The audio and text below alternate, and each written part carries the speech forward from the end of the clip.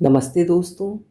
आज सुनिए हिंदी के प्रसिद्ध साहित्यकार एवं अनुवादक सुभाष नीरव की लिखी हुई कहानी रंग बदलता मौसम। मेरी जुबानी। मैं हूँ सीमा सिंह। पिछले कई दिनों से दिल्ली में भीषण गर्मी पड़ रही थी, लेकिन आज मौसम अचानक खुशनुमा हो उठा था। प्रातः से ही रुक रुक कर हल्की बूंदाबांदी हो रही थी। आकाश काले बादलों से ढका हुआ था। धूप का कहीं नामो निशान नहीं था। मैं बहुत खुश था। सुहावना और खुशनुमा मौसम मेरी इस खुशी का एक छोटा सा कारण तो था, लेकिन बड़ा और असली कारण कुछ और था। आज रंजना दिल्ली आ रही थी और मुझे उसे पुरानी दिल्ली रेलवे स्टेशन पर रिसीव करने जाना था। इस खुशगवार मौसम में रंजना के साथ की कल्पना ने मुझे भीतर तक रोमांचित किया हुआ था। हल्की बूंदाबांदी के बावजूद मैं स्टेशन पर समय से पहले पहुंच गया था। रंजना देहरादून से जिस गाड़ी से आ रही थी, वो अपने निर्धारित समय से 40 मिनट देर से चल रही थी। गाड़ी का लेट होना मेरे अंदर खींच पैदा कर रहा था, लेकिन रंजना की यादों ने इस 40-45 मिनट के अंतराल का एहसास ही नहीं होने दिया। परसों जब दफ्तर में रंजना का फ़ोन आया, तो सिर से पांव तक मेरे शरीर में खुशी और आनंद की मिली जुली एक लहर दौड़ गई थी।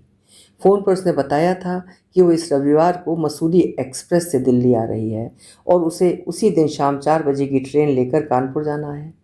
बीच का समय वो मेरे संग गुजारना चाहती थी। उसने पूछा था, क्या तुम आओगे स्टेशन पर? कैसी बात करती हो रंजना, तुम बुलाओ और मैं ना आऊँ? ये कैसे हो सकता है? मैं स्टेशन पर तुम्हारी प्रतीक्षा करता मिलूंगा। फ़ोन पर रंजना से बात होने के बाद मैं जैसे हवा में उड़ने लगा था। बीच का एक दिन मुझसे काटना कठिन हो गया था। शनिवार की रात बिस्तर पर करवटें बदलते ही बीती।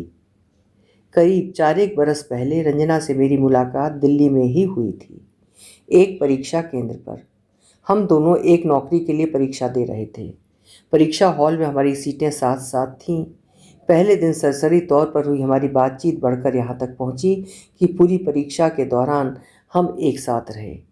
एक साथ हमने चाय पी, दोपहर का खाना भी मिलकर खाया। वो दिल्ली में अपने किसी रिश्तेदार के घर में ठहरी हुई थी। तीसरे दिन जब हमारी परीक्षा समाप्त हुई, तो रंजना ने कहा था, मैं पेपर्स की थकान मिटाना चाहती हूँ, अब इसमें तुम मेरी मदद करो। पिछले 3 दिनों से परीक्षा के दौरान हम दिन भर साथ रहे थे। अब परीक्षा खत्म होने पर रंजना का साथ छूटने का दुख मुझे अंदर ही अंदर सता रहा था। मैंने रंजना की बात सुनकर पूछा, वो कैसे? मैं दिल्ली अधिक घूमी नहीं हूँ, कल दिल्ली घूमना चाहती हूँ, परसों देहरादून लौट जाऊंगी। कहते हुए वो मेरे चेहरे की ओर कुछ पल देखती रही थी। मैं उसका आशय समझ गया था। उसके प्रस्ताव पर मैं खुश था, लेकिन एक भय मेरे भीतर कुलबुलाने लगा था। बेकारी के दिन थे। घर से दिल्ली में आकर परीक्षा देने और यहाँ 3 दिन ठहरने लायक ही पैसों का इंतजाम करके आया था। मेरी जेब में बचे हुए पैसे मुझे रंजना के साथ पूरा दिन दिल्ली घूमने की इजाज़त नहीं देते थे। दिल्ली तो मैं भी पहली बार आया हूँ इस परीक्षा के सिलसिले में। घूमना तो चाहता हूँ, पर कुछ नहीं। कल हम दोनों दिल्ली घूमेंगे बस। रंजना ने जैसे अंतिम निर्णय सुना दिया। परीक्षा केंद्र इंडिया गेट के पास था। वो बोली, कल सुबह 9 बजे तुम यहीं मिलना। यूं तो मुझे परीक्षा समाप्त होते ही गांव के लिए लौट जाना था, पर रंजना की बात ने मुझे एक दिन और दिल्ली में रुकने के लिए मजबूर कर दिया। मैं पहाड़गंज के एक छोटे से होटल में एक सस्ता सा कमरा लेकर ठहरा हुआ था। जेब में बचे हुए पैसों का मैंने हिसाब लगाया, तो पाया कि कमरे का किराया देकर और वापसी की ट्रेन का किराया निकाल कर जो पैसे बचते हैं, उसमें रंजना को दिल्ली घुमाना कतई संभव नहीं था। बहुत देर तक मैं ऊहा-पोह में घिरा रहा था। गाँव लौट जाऊं या फिर? रंजना की देह गंध मुझे खींच रही थी, मुझे रुकने को विवश कर रही थी, और जेब थी कि गाँव लौट जाने को कह रही थी। फिर मैंने एक फैसला किया, रुक जाने का फैसला। इसके लिए मुझे गले में पहनी पतली सी सोने की चेन और हाथ की घड़ी अपनी जेब कट जाने का बहाना बनाकर पहाड़गंज में बेचनी पड़ी थी। अगले दिन मैं समय से निश्चित जगह पर पहुंच गया था। रंजना भी समय से आ गई थी। वो बहुत सुंदर लग रही थी। उसका सूट उस पर खूब फब रहा था। उसके चेहरे पर उत्साह और उमंग की एक तितली नाच रही थी। एकाएक मेरा ध्यान अपने कपड़ों की ओर चला गया। मैं घर से 2 जोड़ी कपड़े लेकर ही चला था। मेरी पैंट कमीज और जूते साधारण से थे। मन में एक हीन भावना रह रह कर सिर उठा लेती थी। मेरे चेहरे को पढ़ते हुए रंजना ने कहा था, तुम कुछ मायूस सा लगते हो। लगता है तुम्हें मेरे संग दिल्ली घूमना अच्छा नहीं लग रहा। नहीं रंजना, ऐसी बात नहीं। मेरे मुंह से बस इतना ही निकला था। हम दोनों ने उस दिन इंडिया गेट, पुराना किला, चिड़ियाघर, कुतुब मीनार की सैर की। दोपहर में एक ढाबे पर भोजन किया।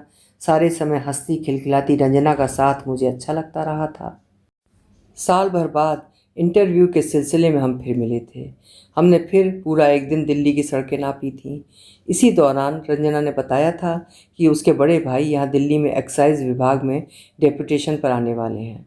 उसने मुझे उनका पता देते हुए कहा था कि मैं उनसे अवश्य मिलूं। कुछ महीनों बाद मुझे दिल्ली में भारत सरकार के एक मंत्रालय में नौकरी मिल गई।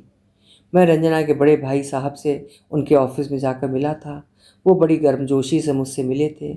उनसे ही पता चला कि नौकरी की ऑफ़र तो रंजना को भी आई थी, पर इस दौरान देहरादून के केंद्रीय विद्यालय में बतौर अध्यापक नियुक्त हो जाने के कारण उसने दिल्ली की नौकरी छोड़ दी थी। मैं उन्हें अपने ऑफिस का फ़ोन नंबर देकर लौट आया था। मुझे रंजना का दिल्ली में नौकरी न करना अच्छा नहीं लगा था। फिर भी मुझे उम्मीद थी कि रंजना से मेरी मुलाकात अवश्य होगी। लेकिन रंजना के बड़े भाई साहब कुछ समय बाद दिल्ली से चंडीगढ़ चले गए और मेरे मन की चाहत मेरे मन में ही रह गई थी। ट्रेन शोर मचाती हुई प्लेटफॉर्म पर लगी तो मैं अपनी यादों के समंदर से बाहर निकला। रंजना ने मुझे प्लेटफॉर्म पर खड़ा देख लिया था। ट्रेन से उतर कर वो मेरी ओर बढ़ी। आज वो पहले से अधिक सुंदर लग रही थी। सेहत भी उसकी अच्छी हो गई थी। सामान के नाम पर उसके पास एक बड़ा सा अटैची था और कंधे पर लटकता एक छोटा सा काला बैग।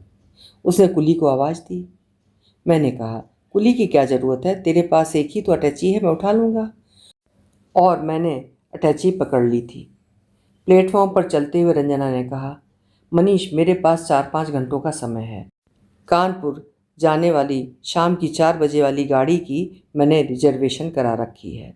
ऐसा करती हूँ, सामान में ही लॉकअप में रख देती हूँ और रिटायरिंग रूम में फ्रेश हो लेती हूँ। फिर हम शॉपिंग के लिए निकलेंगे, ठीक? मुझे भी रंजना का प्रस्ताव अच्छा लगा। मैं जहाँ रह रहा था वो जगह स्टेशन से काफ़ी दूर थी। वहाँ आने जाने में ही 2 घंटे बर्बाद हो जाने थे। रिटायरिंग रूम में फ्रेश होने के बाद रंजना ने अटैची को लॉकअप में रखवाया और फिर हम दोनों स्टेशन से बाहर निकले। 11:15 बज रहे थे। मैंने पूछा, किधर चलोगी शॉपिंग के लिए? करोल बाग चलते हैं। रंजना जैसे पहले से ही तय करके आई थी। एक ऑटो वाले से बात की और करोल बाग के लिए चल दिए। ऑटो में सटकर बैठी रंजना की देह गंध मुझे दीवाना बना रही थी। मैंने चुटकी ली। पहले से कुछ मुटिया गई हो। टीचर की नौकरी, लगता है रास आ गई है। तुम्हें मैं मोटी नजर आ रही हूँ? रंजना ने आंखें तरेड़ते हुए मेरी ओर देखकर कहा। मोटी न सही, पर पहले से सेहत अच्छी हो गई है और सुंदर भी हो गई हो। अच्छा, पहले मैं सुंदर नहीं थी? मैंने ये कब कहा? अच्छा बताओ, तुम्हें मेरी याद आती थी? हवा से चेहरे पर आए अपने बालों को हाथ से पीछे करते हुए रंजना ने पूछा। बहुत, मैं तो तुझे भूला ही नहीं। अच्छा। इस बार रंजना की मुस्कुराहट में उसके मोती जैसे दांतों का लिश्कारा भी शामिल था। तुमने दिल्ली वाली नौकरी की ऑफर क्यों ठुकराई? यहाँ होती तो हम रोज मिला करते। दरअसल मुझे दफ्तर की दिन भर की नौकरी से टीचर की नौकरी बहुत पसंद है, इसलिए जब अवसर मिला और वो भी केंद्रीय विद्यालय का, तो मैं उसे ठुकरा न सकी। तभी ऑटो वाले ने करोल बाग के एक बाजार में ऑटो रोक दिया। हम उतर गए। ऑटो वाले को रंजना पैसे देने लगी तो मैंने रोक दिया। पैसे देकर हम दोनों बाजार में घूमने लगे। रंजना कई दुकानों के अंदर गई। सामान उलट पुलट कर देखती रही, कीमतें पूछती रही, भाव बनाती रही। उसे देखकर मुझे लगा रंजना को शॉपिंग का अच्छा तजुर्बा हो जैसे। हमें बाजार में घूमते 1 घंटे से ऊपर हो चुका था, लेकिन रंजना ने अभी तक कुछ नहीं खरीदा था। मैंने पूछा, रंजना, तुझे लेना क्या है? उसने मेरी ओर देखा और हल्का सा मुस्कुरा दी। फिर वो उसी दुकान में जा घुसी जहां हम सबसे पहले गए थे। वो कपड़ों की दुकान थी। काफ़ी देर बाद उसने 2 रेडीमेड सूट खरीदे। पैसे देने लगी तो मैंने उसे रोक दिया। थोड़ी न नुकुर के बाद वो मान गई। मैंने पैसे दिए और सूट वाले थैले पकड़ लिए। फिर वो एक और दुकान में गई और तुरंत ही बाहर निकल आई। वो मुझे बाजू से पकड़कर खींचती हुई सी आगे बढ़ी और एक दूसरी दुकान में जा घुसी। उसने 2 साड़ियाँ पसंद की। इस बार उसने अपना बटुआ नहीं खोला। साड़ियाँ कीमती थीं। मैंने पैसे अदा किए और दुकान से बाहर आ गए। बाहर निकल कर वो बोली, शॉपिंग करना कोई आसान काम नहीं। फिर वो फुटपाथ से लगी दुकानों पर झुमके, बालियां और नेल पॉलिश देखने लगी। पूरा बाजार घूमकर उसने 2-4 चीज़ें खरीदी। मैंने घड़ी की तरफ देखा, 2 बजने वाले थे। मनीष, मुझे जूती खरीदनी है। रंजना के कहने पर मैं उसे जूतियों वाले बाजार में ले गया। थैले उठाए मैं उसके पीछे पीछे एक दुकान में, दूसरी से तीसरी और तीसरी से चौथी दुकान घूमता रहा। रंजना के संग घूमना हालांकि मुझे अच्छा लग रहा था, पर मैं एकांत में बैठकर उसके साथ बातें भी करना चाहता था। रंजना को लेकर जो स्वप्न मैंने देखे थे उनके बारे में उसे बताना चाहता था। मैंने सोचा था रंजना घंटा 1.5 घंटा शॉपिंग करेगी, फिर हम किसी रेस्टोरेंट में बैठकर लंच के साथ साथ कुछ बातें भी शेयर करेंगे। समय मिला तो किसी पार्क में भी बैठेंगे, पर मेरी ये इच्छा पूरी होती नजर नहीं आती थी। रंजना 3 बजे तक सैंडल ही पसंद करती रही। सैंडल लेकर जब हम सड़क पर आए तो उसे जैसे एकाएक कुछ याद हुआ है। वो रुक कर बोली, मनीष, एक चीज़ तो रह ही गई। क्या? सामान उठाते हुए मैंने पूछा। छोटा सा अटैची या बैग लेना था। मैं कुछ नहीं बोला, चुपचाप उसके पीछे पीछे चलने लगा। मुझे जोरों की भूख लगी हुई थी। मैंने पूछा, रंजना, तुम्हें भूख नहीं लगी? कुछ खा लेते हैं कहीं बैठकर। उसने पहली बार अपनी कलाई पर बंधी घड़ी की ओर देखा था और समय देखकर हड़बड़ा उठी। नहीं नहीं मनीष, देर हो जाएगी, 3:30 बज रहे हैं, 4 बजे की ट्रेन है। अब बस चलो यहाँ से। ऑटो कर जब हम स्टेशन पर पहुंचे 4 बजने में 10 मिनट रहते थे। उसने फटाफट लॉकअप रूम से अपना अटैची लिया। रंजना ने छोटा छोटा सामान अपने हाथों में ले लिया और बोली थी, जल्दी करो मनीष, कहीं गाड़ी ना चूक जाए। ट्रेन प्लेटफॉर्म पर लगी हुई थी। सामान उठाए मैं रंजना के पीछे पीछे सीढ़ियाँ चढ़ने लगा। मेरी सांस फूल रही थी। एक बार मन हुआ कुली को बुला लूँ, लेकिन दूसरे क्षण अपने इस इरादे को रद्द करके मैं रंजना के पीछे पीछे चलता रहा। रंजना ने अपना कोच ढूंढा। ये एक 2 टायर का डिब्बा था। मैंने उसका सारा सामान उसकी सीट के नीचे और उसकी सीट पर रखा। वो रुमाल से अपने माथे का पसीना पोंछ रही थी। ट्रेन छूटने में कुछ मिनट ही बाकी थे। मैं डिब्बे से नीचे उतरा और रंजना के लिए पानी की बोतल लेने दौड़ा। पानी की बोतल लेकर लौटा तो देखा प्लेटफॉर्म पर खड़ा एक युवक खिड़की के पास बैठी रंजना से बातें कर रहा था। दोनों की पीठ मेरी ओर थी। मैं कुछ फासला बनाकर पीछे ही खड़ा हो गया। उन दोनों की बातें मुझे स्पष्ट सुनाई दे रही थीं। मुझे पहचाना? मैं राकेश का दोस्त कमल। राकेश जब आपके घर आपको देखने गया था तो मैं उसके साथ था। ओ आप? मैं लखनऊ जा रहा हूँ, पिछले डिब्बे में मेरी सीट है। मैंने आपको डिब्बे में चढ़ते देख लिया था। आप किधर जा रही हैं? कानपुर। कौन रहता है वहाँ? मेरी मौसी का घर है कानपुर में, उनकी बेटी का विवाह है। मेरे घर वाले बाद में आएंगे, मैं कुछ पहले जा रही हूँ। वो कौन है जो आपके साथ आया है? वो तो बड़े भाई साहब का कोई परिचित है, यहीं दिल्ली में नौकरी करता है। भाई साहब ने फ़ोन कर दिया था, बेचारा सुबह से मेरे संग कुलियों की तरह घूम रहा है। मेरे अंदर जैसे कुछ कांच की तरह टूटा था।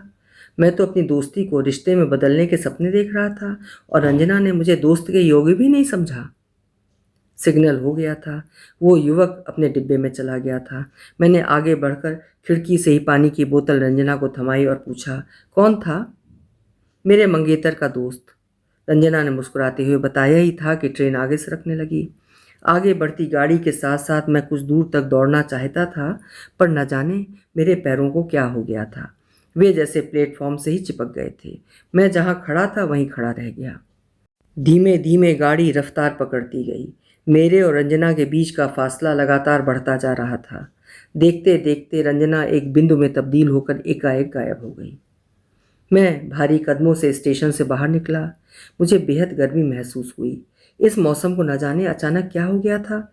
सवेरे तो अच्छा भला और खुशनुमा था, पर अब आग बरसा रहा था। क्या वाकई मौसम गर्म था, या मेरे अंदर जो आग मच रही थी ये उसका सेक था? अभी आप सुन रहे थे सुभाष नीरव जी की लिखी हुई कहानी रंग बदलता मौसम। आशा है कहानी आपको पसंद आई होगी। पसंद आई हो तो लाइक और शेयर ज़रूर करिएगा। कल फिर मिलेंगे। आपका समय शुभ हो।